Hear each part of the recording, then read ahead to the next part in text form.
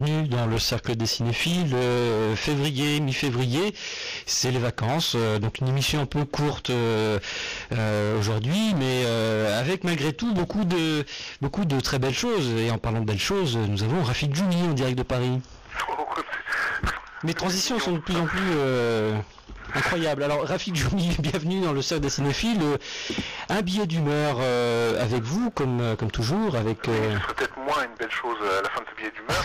Je risque de dépasser peut-être le temps qui m'a imparti. C'est pas grave, au contraire, tant mieux. Vous allez parler de féminisme, je crois, ce soir. Oui, aujourd'hui, oui, j'ai décidé de me vautrer avec délectation dans le machisme le plus porcin, en évoquant justement donc les notions de cinéma et de féminisme. Ce dernier quart de siècle, comme vous le savez, notre industrie si chèrement virile et misogyne a ouvert grand ses portes à la gente féminine et ne se contente plus de seulement filmer des corps de nageuses en train de sourire benoîtement à la caméra. Des fois, maintenant aussi, le cinéma laisse aux femmes l'accès au poste couillu par excellence qui est celui de réalisateur. Et au lendemain de la révolution sexuelle, révolution menée essentiellement par des gens qui n'avaient pas lu Reich et son livre La Révolution sexuelle, justement.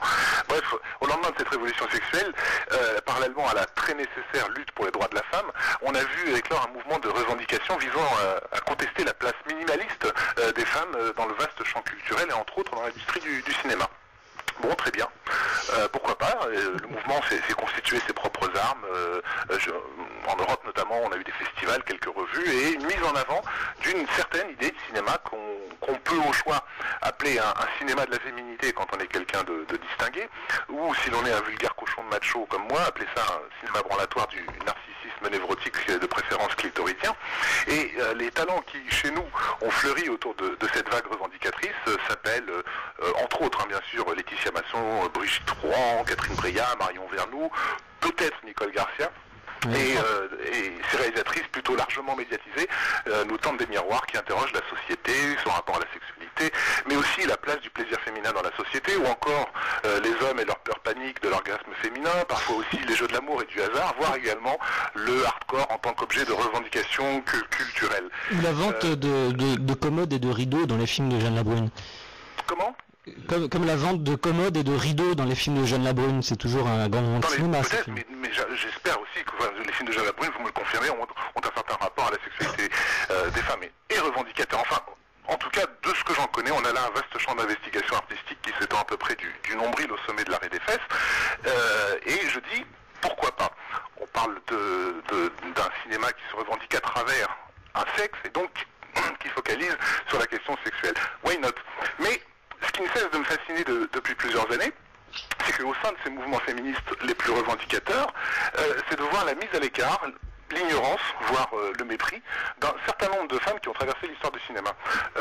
J'en veux pour exemple le cas d'Alice Guy, réalisatrice française, dont la carrière a débuté, excusez du peu, en 1896, et qui, dès les années 10, réalisait à la fois des comédies, des films d'aventure, des films d'épouvante et des westerns.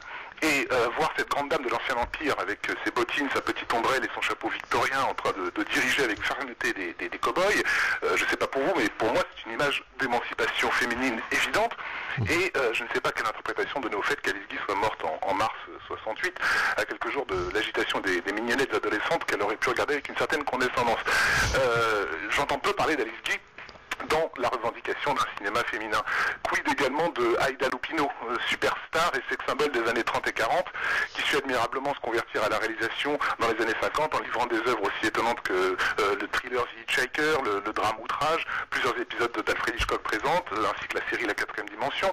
Et en cherchant bien, vous pourrez voir apparaître le nom d'Aïda Lupino en tout petit à la fin du programme du festival de femmes qui aiment les femmes de Créteil, mais c'est pas ce que j'appelle rendre un hommage.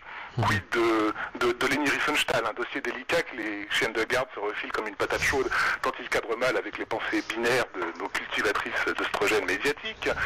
Quid enfin de Catherine Bigelow, qui dans les années 90 et 2000 est devenue la seule femme au monde à qui les studios hollywoodiens confiaient leurs budgets les plus pharaoniques, au-delà de la barre symbolique de 100 millions de dollars. Moi, à chaque fois que j'ai vu un film de Catherine Bigelow en salle, je cherchais désespérément une présence féminine au sein d'un océan de spectateurs poilus et à la voix grave. Oserais-je, après tout, parler des femmes productrices telles que Debra Hill, qui a porté à bout de bras la carrière de John Carpenter, Galen Hurd, qui a été la maîtresse à tous les sens du terme de James Cameron, Bonnie Curtis et Kathleen Kennedy, sans lesquelles Steven Spielberg ne débute jamais une pré-production. Pourquoi est-ce qu'on ne parle pas de ces femmes-là dans les conférences dédiées à la féminité au cinéma? Et enfin, le cas le plus emblématique d'entre tous, à mon avis, celui de Cheryl Lansing. Qu'a-t-elle fait, cette pauvre femme? Bon, pas grand-chose d'exceptionnel, elle est juste devenue pendant 10 ans le patron du studio Paramount, seule femme de l'histoire du cinéma à avoir jamais atteint un tel poste. Pourquoi le nom de Cheryl Lansing ne rend-il pas fébrile les femmes les plus militantes, qui pour la plupart ignorent jusqu'à son nom? Pourquoi faut-il que ce soit des types comme moi, qui baignent dans la testostérone et se paluchent devant les films de Schwarzenegger, qui aient de l'admiration pour une femme telle que Cheryl Lansing? Bref, je me posais ces questions lorsqu'un jour, j'ai compris. J'avais devant moi une série de photos de ces femmes-là, celles que je vous ai citées, et j'ai réalisé un truc étonnant et peut-être un peu terrible. La plupart de ces femmes que je viens d'évoquer étaient ce que nous, les hommes, appelons de belles femmes. Et cette beauté, tenez-vous bien, venait principalement du pouvoir et de l'assurance qu'elles semblaient dégager. Et là, je me suis demandé si ce n'était pas ça qui, quelque part, les rendait indésirables. Outre le fait, bien sûr, que c'était des cinéastes qui parlaient souvent d'autre chose que le cul. En fait, ces femmes-là avaient pris le pouvoir. Elles n'avaient pas attendu gentiment que quelqu'un le leur donne. Et lorsque vous vous constituez en groupe pour former un mouvement revendicateur, c'est-à-dire pour prendre le pouvoir en jouant sur le nombre, et bien peut-être que ces personnes-là vous dérangent un peu. Peut-être que les femmes qui ont du pouvoir ne plaisent pas aux femmes qui mendient leur pouvoir. Ce n'est qu'une supposition, mais j'attends qu'on m'apporte des éclaircissements sur ce point. Merci beaucoup Rafik pour ce billet d'humeur qui sonne avec beaucoup d'actualité, je trouve. Vous me posez la question? Oui, par rapport à hier, par exemple, par rapport à la soirée d'hier sur TF1. En tout cas, merci beaucoup Rafik. La télévision, je n'en regarde plus la télévision. Enfin, Alexandre, vous me connaissez. Je suis totalement détaché de ce monde d'illusions. Très bien, merci beaucoup Rafik pour ce billet d'humeur. Et... Merci les Toulousains, je vous ai flingué les dernières auditrices que vous avez, mais à très bientôt. Pas du tout, je crois pas. Merci beaucoup Rafik, à bientôt.